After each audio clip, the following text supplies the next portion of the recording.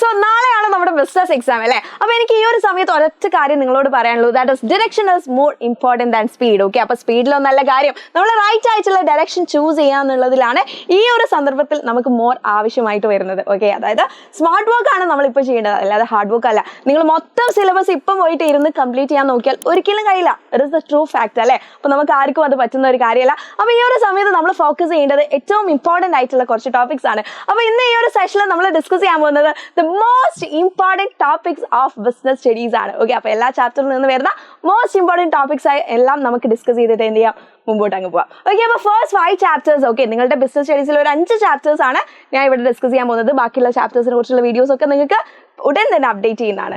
Okay, അപ്പോൾ നമ്മുടെ first chapter എന്ന് പറയുന്നത് ഏതാണ്? Nature and significance of management ആണ് അല്ലേ. അപ്പോൾ ഫസ്റ്റ് ചാപ്റ്റർ ആയതുകൊണ്ട് തന്നെ നമ്മൾ നല്ല രീതിയിൽ എല്ലാവരും ഇംപ്രസ് ചെയ്യാൻ വെക്കാൻ വേണ്ടിയിട്ട് പഠിച്ച ഒരു ചാപ്റ്റർ ആയിരിക്കും. അപ്പോൾ ഈ ഒരു ചാപ്റ്റർ നമുക്ക് ഈസി ആയിട്ട് പഠിക്കാൻ പറ്റുന്നുള്ളൂ. വളരെ സിമ്പിൾ ആയിട്ടുള്ള ഒരു ചാപ്റ്റർ കൂടിയാണ്. അപ്പോൾ ഇവിടെ ചോദിക്കുന്ന ഒന്നാമത്തെ ചോദ്യം ക്യാരക്ടറിസ്റ്റിക്സ് ഓഫ് മാനേജ്മെന്റിനെ കുറിച്ച്.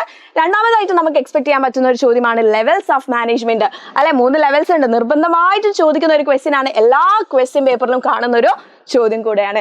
ഇനി അടുത്തത് കോർഡിനേഷൻ ആൻഡ് ഇറ്റ്സ് ഫീച്ചേഴ്സ്, അതേപോലെ തന്നെ management as an art, science, profession, ഈ കാര്യങ്ങളൂടെ പഠിച്ചാൽ ഈ ചാപ്റ്റർ സെറ്റാണ്. ഇത് മാത്രം നിങ്ങൾ ഈ ഒരു ചാപ്റ്ററിൽ നിന്ന് പഠിച്ചാൽ മതി. ഇനി അടുത്ത ചാപ്റ്റർ നമ്മുടെ ബിസിനസ് എൻവയൺമെന്റ്, വളരെ വളരെ വളരെ ഈസി ആയിട്ടുള്ള ഒരു ചാപ്റ്ററാണ് ബിസിനസ് എൻവയൺമെന്റ് എന്ന് പറയുന്നത്.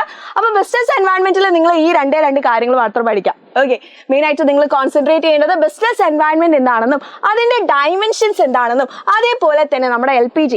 യെസ്, ഏതൊക്കെയാണ് LPG എന്ന് പറഞ്ഞാൽ? ലിക്വിഡ് പെട്രോളിയം ഗ്യാസ് ആണോ?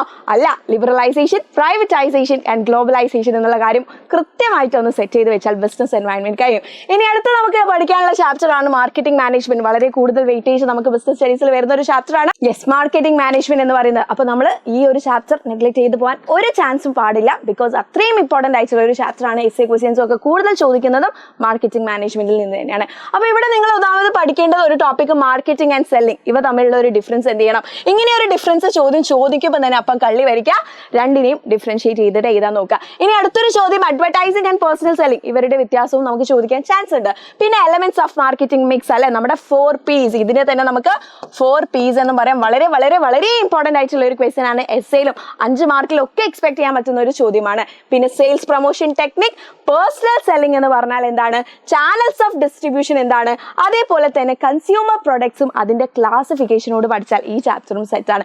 ഈ ചാപ്റ്റർ വളരെ ലെങ്തി ആണെങ്കിലും കൂടുതൽ വെയിറ്റേജ് ഉള്ള ചാപ്റ്റർ ആണെങ്കിൽ പോലും നിങ്ങൾക്ക് ഈസി ആയിട്ട് പഠിക്കാൻ പറ്റുന്ന എല്ലാ കാര്യങ്ങളും റിലേറ്റ് ചെയ്ത് പഠിക്കാൻ പറ്റുന്ന ഒരു ചാപ്റ്റർ ആണ് ഇത് നമ്മുടെ മാർക്കറ്റിംഗ് മാനേജ്മെന്റ് എന്ന് പറയുന്നത്.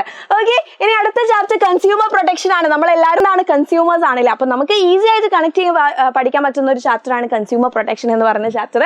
അപ്പോൾ ഇവിടെ നിങ്ങൾ പ്രധാനമായിട്ടും പഠിക്കേണ്ടത് കൺസ്യൂമർ റൈറ്റ്സ് ആണ്. ബിസിനസ്സിൽ മാത്രമല്ല, നിങ്ങളൊരു കടയിൽ പോകുമ്പോൾ ഇതുകൂടെ നിങ്ങൾ എന്ത് ചെയ്യുന്നുണ്ട്, ഹെൽപ്പ് ചെയ്യാൻ പോകുന്നുണ്ട്. പിന്നെ അതേപോലെ തന്നെ നമ്മുടെ റെസ്പോൺസിബിലിറ്റീസ് ആസ് എ കൺസ്യൂമേഴ്സ്, എന്തൊക്കെ റെസ്പോൺസിബിലിറ്റീസ് ആണ് നമുക്കുള്ളത്. അതേപോലെ തന്നെ redressal mechanism available to consumers അല്ലെ. എന്തെങ്കിലും കംപ്ലൈന്റ് ഒക്കെ വരണമെങ്കിൽ എവിടെ നമ്മൾ പോകണം എന്നുള്ള കാര്യങ്ങളൊക്കെയാണ് ഈ ഒരു ചാപ്റ്ററിൽ ഡിസ്കസ് ചെയ്യുന്നത്. ഇത്രയും ടോപ്പിക്സ് കവർ ചെയ്താൽ തന്നെ ഈ ചാപ്റ്ററിൽ നിന്ന് ചോദിക്കുന്ന എല്ലാ ക്വസ്റ്റ്യൻസും നിങ്ങൾക്ക് ആൻസർ ചെയ്യാൻ പറ്റും. ഇനി ലാസ്റ്റ് ചാപ്റ്റർ നമ്മുടെ പ്ലാനിംഗ് ആണ്. യെസ്, എല്ലാത്തിനും എന്ത് വേണം, കൃത്യമായിട്ടുള്ള പ്ലാനിംഗ് വേണം അല്ലെ. നമ്മൾ ബിസിനസ് എങ്ങനെ പഠിക്കണം എന്ന് പ്ലാൻ ചെയ്ത പോലെ തന്നെ എന്ന് വേണം ബിസിനസ്സിലും ഒരു കൃത്യമായിട്ടുള്ള ഒരു പ്ലാനിംഗ് വേണം. അപ്പോൾ പ്ലാനിങ്ങിൽ നിങ്ങൾ നോക്കേണ്ടത് എന്താണ് പ്ലാനിങ്ങും അതിന്റെ ഫീച്ചേഴ്സ് ഓഫ് പ്ലാനിങ് എന്താണെന്നും അതേപോലെ പ്ലാനിങ് പ്രിമൈസസ് എന്താണെന്നും പിന്നെ പ്ലാനിങ്ങിന്റെ അഡ്വാൻറ്റേജസും അതേപോലെ ഡിസഡ്വാൻറ്റേജസും പിന്നെ പ്രോസസ് ഓഫ് പ്ലാനിങ്ങിന്റെ സ്റ്റെപ്സും പിന്നെ സ്റ്റാൻഡിംഗ് പ്ലാൻസും സിംഗിൾ യൂസ് പ്ലാൻസും വളരെ സിമ്പിൾ ആയിട്ടുള്ള ഒരു ടോപ്പിക്കാണ്. ഇത്ര കാര്യം നിങ്ങൾ പ്ലാനിങ്ങിൽ പഠിച്ചാൽ ഈ ചാപ്റ്ററും സെറ്റാണ്. അപ്പോൾ ഇത്രയാണ് നമുക്ക് ഈ ഒരു 5 ചാപ്റ്ററിൽ നിന്ന് പഠിക്കാനുള്ളത്. അപ്പോൾ നിങ്ങൾ എന്ത് ചെയ്യുക, കൂടുതൽ ഫോക്കസ് ഈ ഒരു ടോപ്പിക്സിന് കൊടുക്കുക. ഓക്കെ, അപ്പോൾ ഈ ഒരു സമയത്ത് ഇനിയും ഞാൻ പറയാണ്, choosing the right direction is important than the speed. Okay, സ്പീഡിലൊന്നല്ല കാര്യം, നമ്മൾ റൈറ്റ് ഡയറക്ഷൻ ചൂസ് ചെയ്യുക, അതായത് സ്മാർട്ട് വർക്ക് ചെയ്യുന്നതിലാണ് അറ്റ്മോസ്റ്റ് കാര്യം എന്ന് പറയുന്നത്. ഓക്കെ, അപ്പോൾ എല്ലാവരും ഇതിനുള്ള ആൻസേഴ്സ് ഒക്കെ കാണുമെങ്കിൽ നമ്മൾക്ക് ഇന്ന് ലൈവ് ഉണ്ട്. അപ്പോൾ ലൈവിൽ എല്ലാവരും ജോയിൻ ചെയ്യുക. എല്ലാ കാര്യങ്ങളും നമ്മൾ ഡിസ്കസ് ചെയ്തിട്ട് നാളത്തെ എക്സാം അടിപൊളിയായിട്ട് തന്നെ സെറ്റ് ആക്കുന്നതാണ്. Okay, then bye, thank U.